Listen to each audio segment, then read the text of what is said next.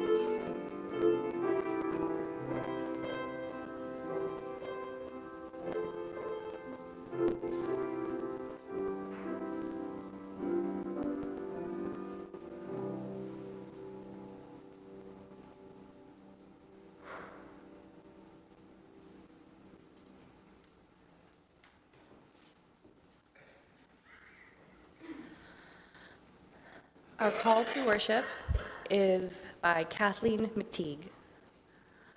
We come together this morning to remind one another to rest for a moment on the forming edges of our lives, to resist the headlong tumble into the next moment until we can claim for ourselves awareness and gratitude, taking the time to look into one another's faces and see their communion, the reflection of our own eyes. This house of laughter and silence, memory and hope is hallowed by our presence together. Please rise in body or in spirit and join in singing our opening hymn, number 346 in the gray hymnal, Come Sing a Song with Me.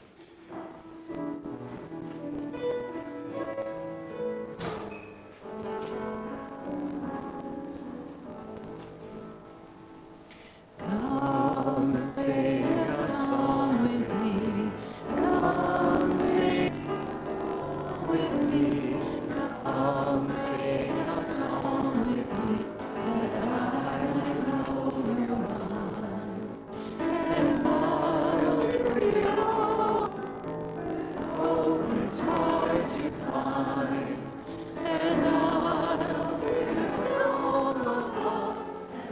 rose in the winter time. Come dream a dream with me. Come dream a dream with me. Come dream a dream with me, that I might know your mind. And I'll bring you home when home is hard to find. And I'll bring a song of love that grows in the winter time. Come walk in rain with me. Come walk in rain with me. Come walk in rain with me, that I might know your mind. And I'll bring you home when home is hard to find. And I'll bring a song of love that grows in the winter time. Come share a rose with me. Come share a rose with me.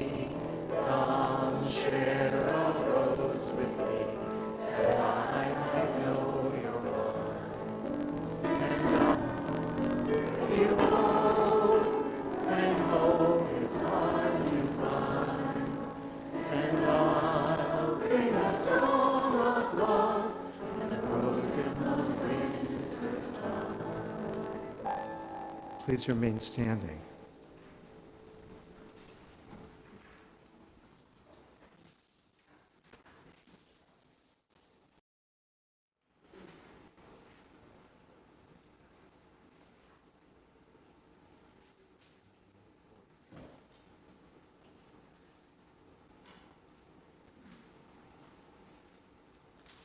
Please join with me in reciting the words of our chalice lighting covenant that are printed in your order of service.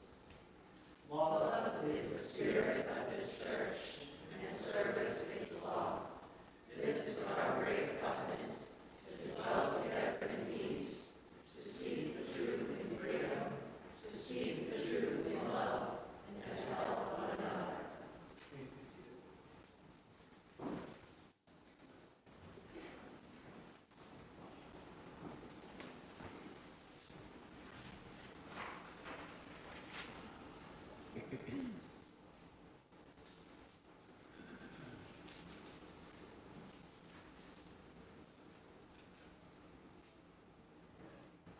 So as some of you may remember, Deb Keller-Wood, our Director of Spiritual Development, had some surgery a couple of weeks ago, a week and a half ago, and will be out for another few weeks.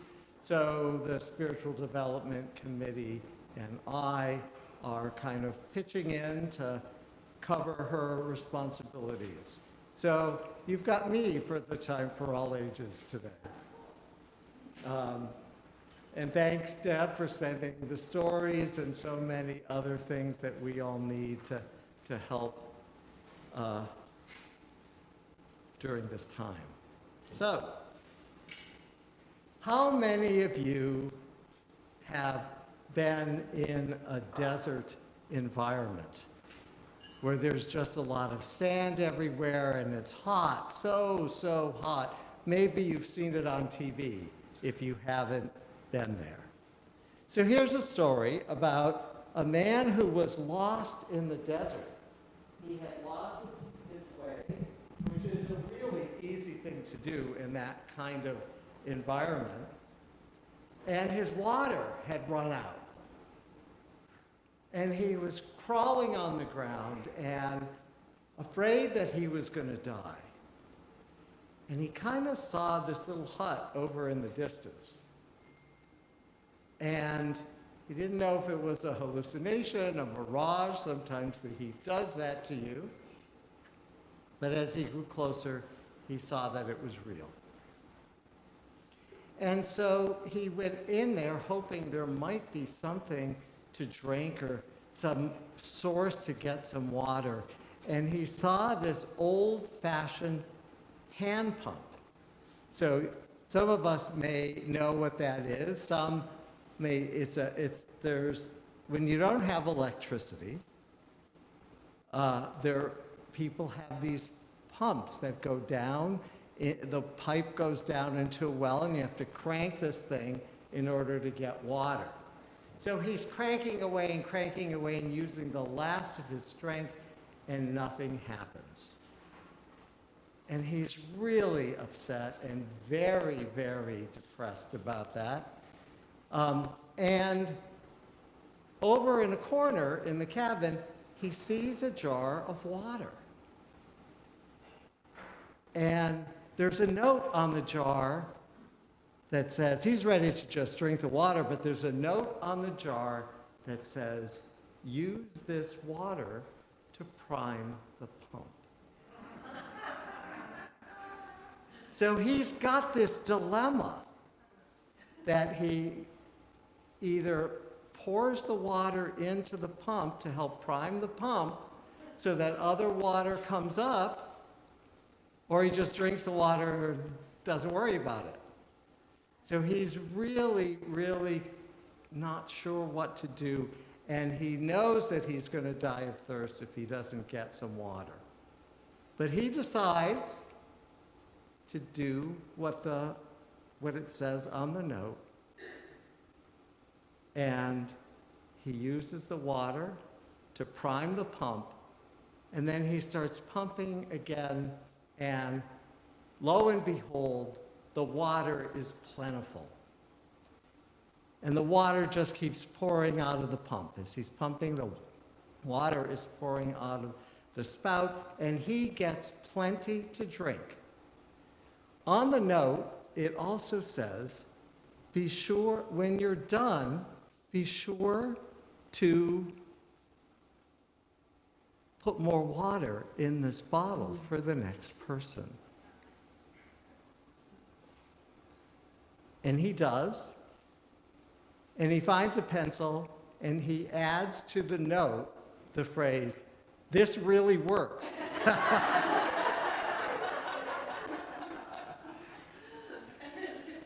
But that's how it is with us. Sometimes we just have to figure out whether we're going to trust being there for other people, not taking everything for ourselves, whether there is, because there's an issue of trust involved in doing what the sign says or doing what other people suggest. And when we sometimes don't think that that is the immediate thing that we need. And with that, Marcus and Rachel are going to take the kids up to spiritual development class. Thank you, Marcus and Rachel, for doing that today. Of mine, I'm gonna let it shine. This little light of mine, I'm gonna let it shine. This little light of mine, I'm gonna let it shine, let it shine, let it shine, let it shine.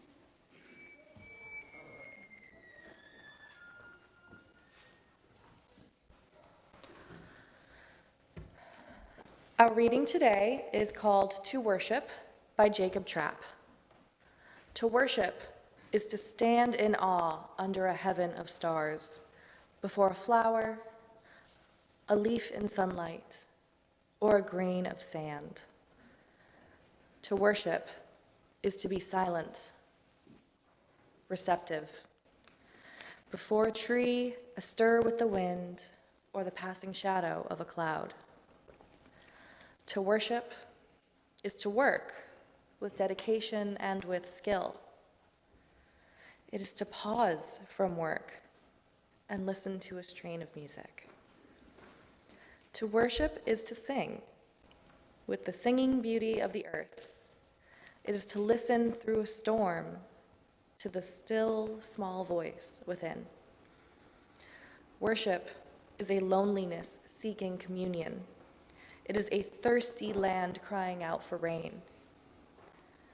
Worship is kindred fire within our hearts.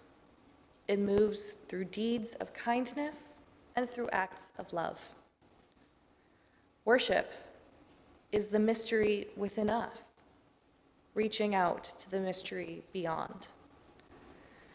It is an inarticulate silence, yearning to speak. It is the window of the moment, open to the sky of the eternal. And our musical reflection is we are climbing Jacob's ladder. So I'm going to introduce the musical reflection, which we don't always do, but I'd like everybody to take your hymnals and turn to page 211 and 212, facing each other.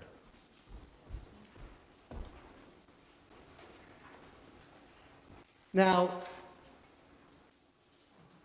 content-wise, these are two very different hymns, but they have the same melody. They're written in different keys, so sometimes it might not look like that is the same tune, but it is the same tune for both of those hymns. The one on the left, Jacob's Ladder, we see that it is an African-American spiritual. That means that it comes out of the experience of slavery. As with many other spirituals, it uses some biblical references. Slave owners and overseers were attempting to indoctrinate the slaves into Christian culture and stop them from using native languages and practices. By using a biblical reference in many of the spirituals that they wrote, they were able to appease the slaveholders, who then didn't think much about that there might be a deeper meaning to the song and the story behind it for them. Now, Jacob is one of the patriarchs of the Jewish tradition. He is the grandson of Abraham and Sarah. Sarah shows up in the next song. And he is in many ways, the father of the nation. In the future, his 12 sons will be the leaders of the 12 tribes of Israel. But at this point, he's made a mess of his life. He has stolen the family birthright from his brother, disguised himself as his brother so that his father would bless him. And because of that, he's had to flee his home.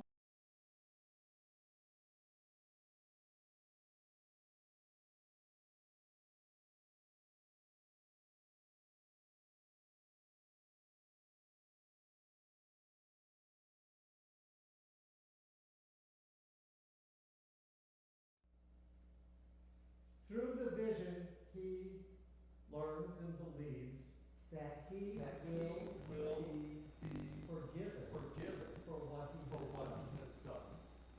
But that the road to that forgiveness, the road to his own healing, is going to be long and hard and difficult.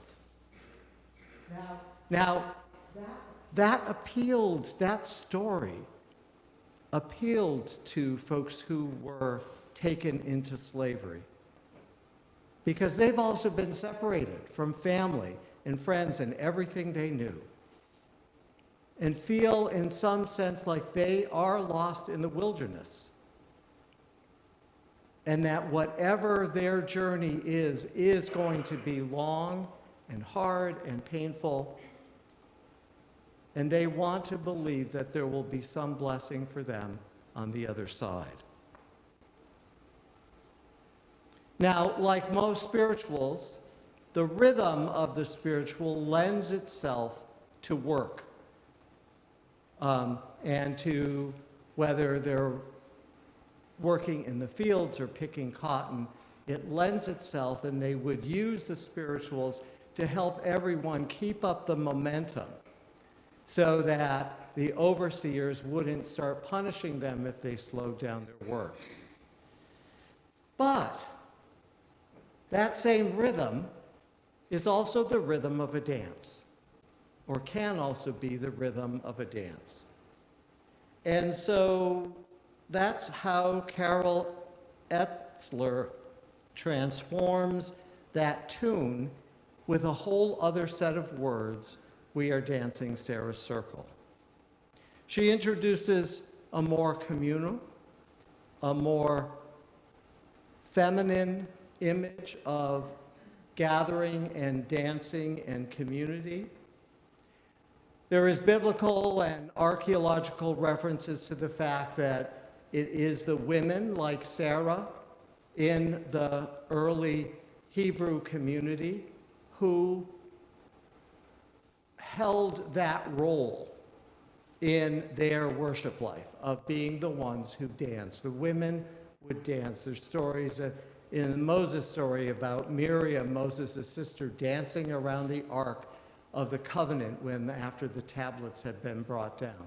So there are these references to women, and part of their role in the community was, and in the worship life and ritual life of the community, was to dance. So Emily and the choir, we invite you now to put your hymnals away. And to experience these two hymns. They're going to intersperse verses of the two hymns, and they've added some movement. And if you want from your seats to participate in some of the movement, please feel free to do so. But please join in this experience of Jacob's Ladder and Sarah's Circle. And she'll call out the verse you're about to sing so you can catch it that way. We are climbing Jacob's ladder.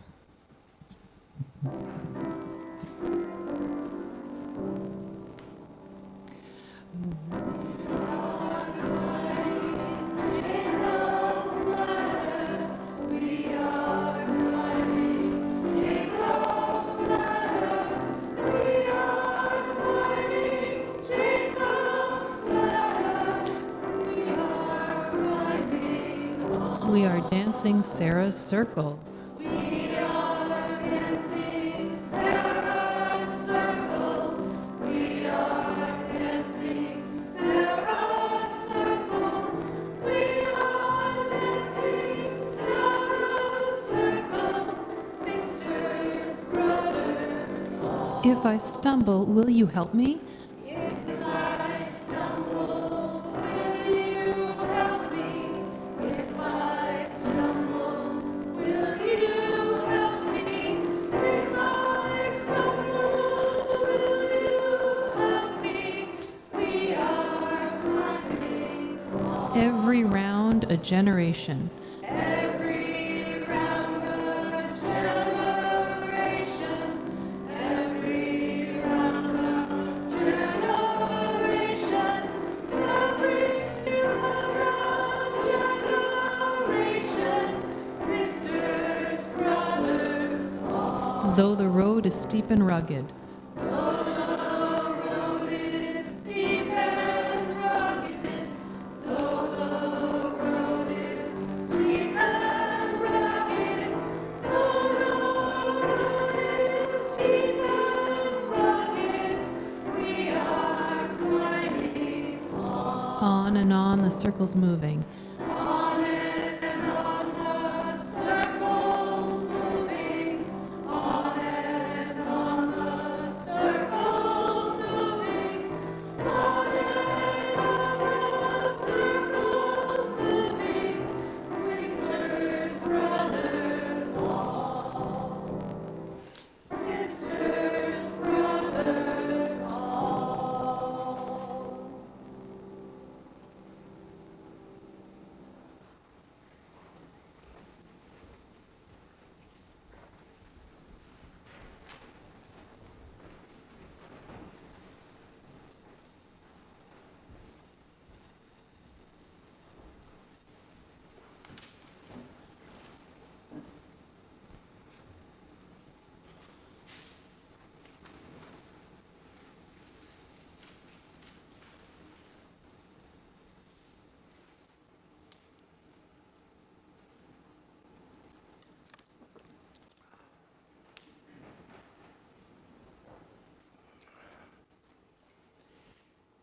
As many of you know, I grew up Roman Catholic. Now, I'm giving away a little bit of my age here because when I first started going to church, the Mass was still in Latin. It was a big, elaborate set of rituals done in a language almost no one understood. The homily and the readings were the only things, I believe, that were in English. And if God or something of the sacred was present, it did not seem accessible.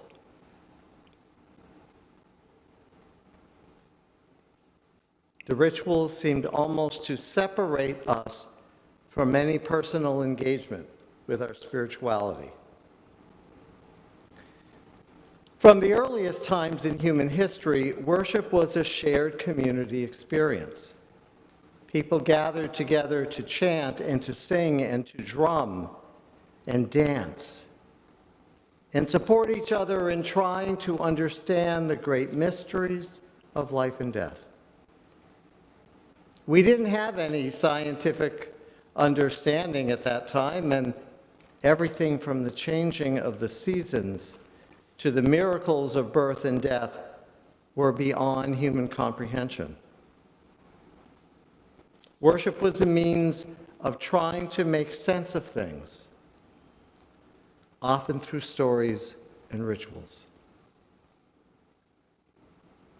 And if the great questions and mysteries were beyond our understanding, at least we were in this together.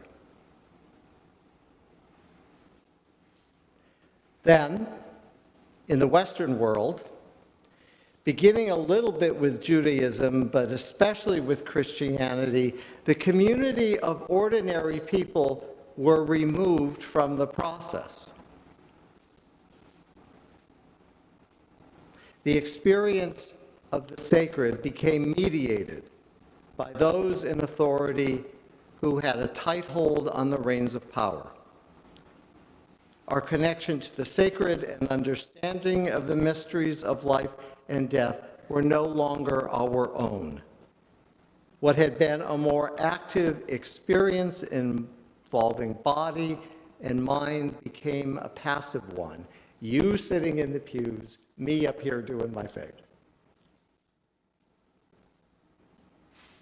People were there to receive, not to engage. And that's some of the dynamic tension that continues to affect our worship life in Unitarian Universalist congregations. Now, some people may wonder why I use the word worship at all. It may be perceived as a very Christian term that implies the worship or veneration of a god or a deity of some sort. But I like reclaiming some of these old words with UU understanding. And I'm going to quote from a 1983 report of the Unitarian Universalist Commission on Common Worship. And that document states that the word worship comes from the Old English word "weorshipen," or something like that, meaning to ascribe worth to something or to shape things of worth.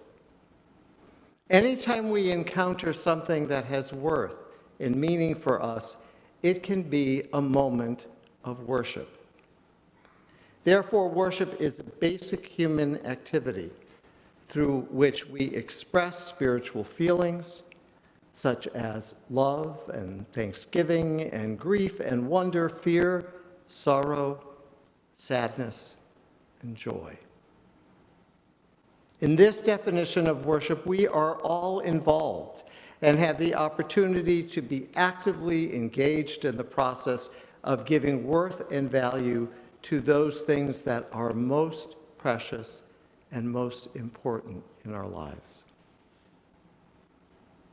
Worship is a symbolic representation which takes us to a place of deeper meaning. It's an attempt to bridge the gap between our experience of what is our deepest, between the gap of what is our experience and what is our deepest longing. Worship is a metaphor for our ideas of what might be sacred or holy or worthy or meaningful or even godlike.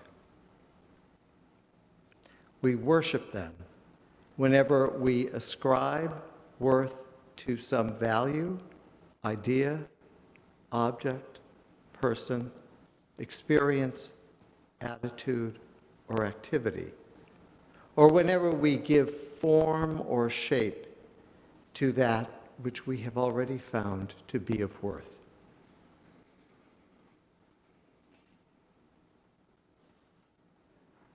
I'll add a few more ideas of what is important about our worship life. First, worship is an experience, or should be an experience, where we are touched by something of the ineffable, something of the sacred. The worshiper is called to participate in some cosmic or divine experience or reality and be transformed by it.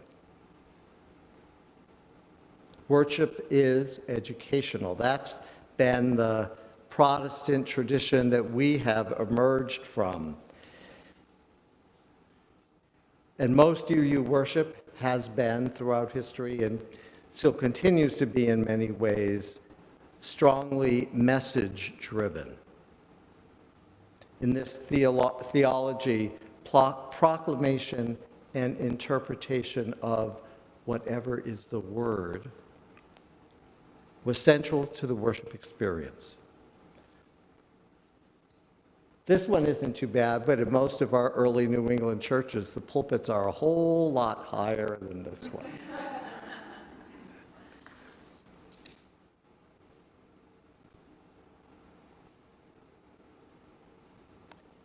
Worship is a celebration. We sometimes lose that thought, and that comes out of so many of the earliest earth-based and pagan traditions, and involves movement and artistic expression and percussion, and that celebratory aspect sometimes gets lost. Worship is often communal, reflecting our need for each other to support and enhance our own experience. We often need to clarify and test our ideas with others so that we can be more sure and learn and grow more deeply in what we believe. We worship in community to celebrate and renew our covenantal relationship with each other. Our shared values may draw us together, but it is our shared experience that binds us and holds us together. We bring our full selves to the experience of worship, and all of our emotions, thoughts, expectations, experience, history, intentions, joys, and sorrows must be honored in the course of our relationship with each other. It is also through our worship that we envision and begin to create the beloved community where all are valued and welcome. When we are together, we can support and motivate each other to be our best selves and go out into the world and put our values and principles into practice. Worship is a movement. It is a journey. We use different elements, spoken word, song, ritual, silence, to carry us forward to a newer place of enlightenment and wonder that can touch us spiritually, intellectually, and emotionally. Within organized religious systems, we have different relationships to the length of a service. In many traditions, a worship service represents God or the goddess or the spirit that is moving among people during the service, and it takes as long as it takes for the work of the Spirit to be complete. I've been to an evangelical service that was almost 4 hours long.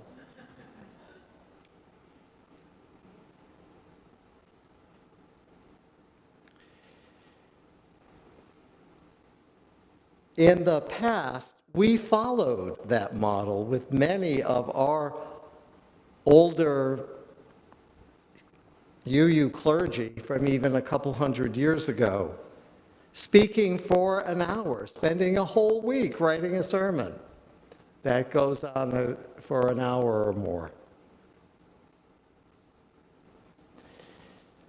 But we now belong to a more, what I would call, and what some of the religious researchers call, a consumerist culture.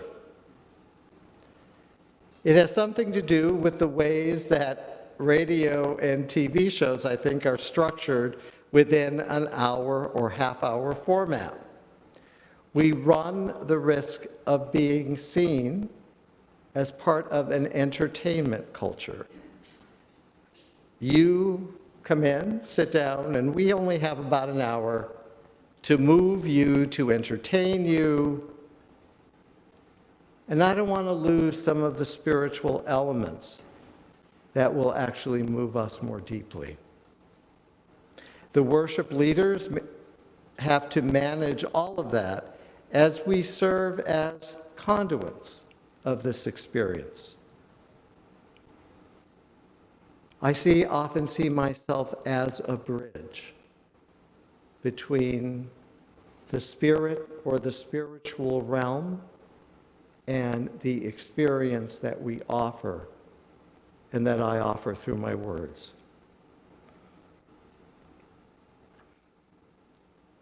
That makes it safe for you to be on this journey to something new. Something new for me happened some years after I finished a graduate program in counseling psych and moved to Northampton. The UU church located in the center of that little city was very open and welcoming and involved in many justice efforts in the community. I'd left Catholicism and given up on organized religion several years before, but at a difficult time in my life, a friend of mine dragged me to a UU service one Sunday. I couldn't believe how different it was from my experience of Catholicism. Victoria, the minister, spoke to just having a woman leading the service was like mind-blowing. Her name was Victoria. She's one of the great preachers of our movement.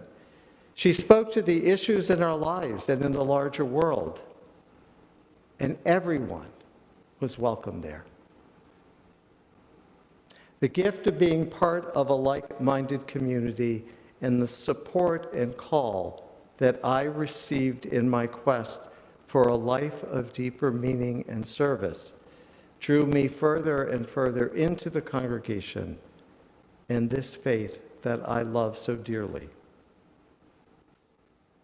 My life changed radically since that day in January of 1992, when I first went to a UU church, especially the call to ministry that I could not deny. I have been transformed through my involvement with Unitarian Universalist church communities. The practice of being part of a worship community has been the center of my spiritual life and has given me the grace and strength to stand face to face with the presence of the holy in myself in everyone and in all things, and ask myself what I continue to be called to, what new challenges and frontiers await me, and what blessings touch my life in each new moment of every day. Amen, and blessed be.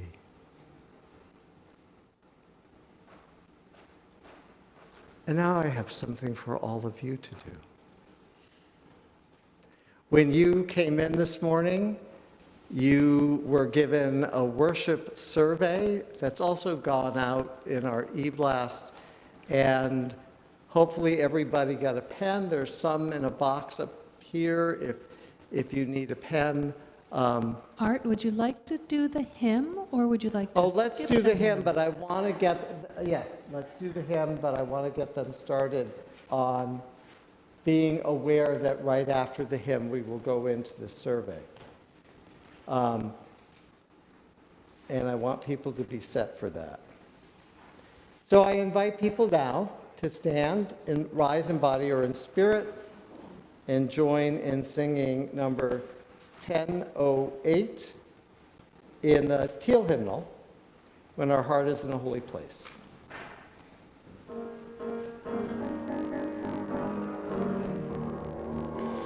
Our heart is in a holy place. When our heart is in a holy place, we are blessed with love and amazing grace. When our heart is in a holy place, we have the wisdom in each of us, every color, every creed and line, and we see our faces in each other's eyes. Then our heart is in a holy place. When our heart is in a holy place. When our heart is in a holy place. We are blessed with love and amazing grace. When our heart is in a holy place. We tell our story from deep inside, and we listen with a loving heart. And we feel our voices in each other's words. Then our heart is in a holy place. When our heart is in a holy place. When our heart is in a holy place. We are blessed with love and amazing grace. When our heart is in a holy place. We share the silence of sacred space, and the God of our hearts stirs within, and we feel the power of each other's faith. Then our heart is in a holy place. When our heart is in a holy place. When our heart is in a holy place. We are blessed with love and amazing grace. When our heart is in a holy place. When our heart is in a holy place.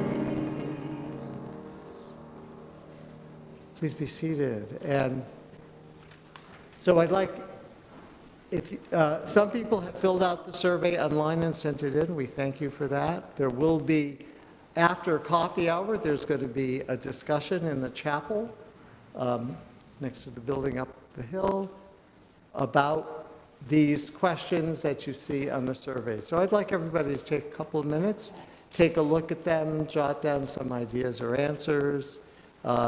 If you're not going to go to the conversation, please leave us the surveys if you don't mind doing that. And also, please sign them if you don't mind us knowing who you are. And in a couple of minutes, we'll start the offering.